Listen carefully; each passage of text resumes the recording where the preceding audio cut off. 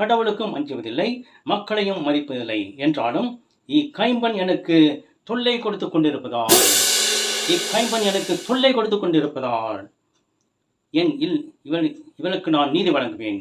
இல்லை என்றால் என் உயிரை வாங்கிக் கொண்டே இருப்பாள், என் உயிரை வாங்கிக் கொண்டே இருப்பாள் என்று சொல்றார். அப்போ தொல்லையின் பொருட்டு தான் அந்த நடுவர் அந்த பெண்ணுக்கு நீதி வழங்குகின்றான்.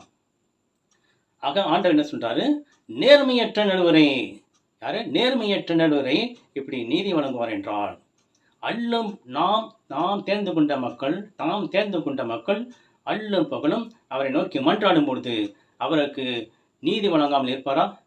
துணை செய்ய காலம் தாழ்த்துவாரா என்று அவரே சொல்கின்றார். ஆகவே தொடர்ந்து மன்றாடினால் நாம் வேண்டுவதை ஆண்டவரிடம் பெற்றுக்கொள்ள முடியும். தொடர்ந்து ஆண்டவரை தொல்லை கொடுத்து கொண்டு வேண்டும். ஆண்டவரை தொல்லை கொடுத்து கேட்டுக்கொண்டே இருந்தால் ஆண்டவர் நமக்கு நன்மை செய்வார். நம் தொல்லையின் பொருட்டு ஆண்டவர்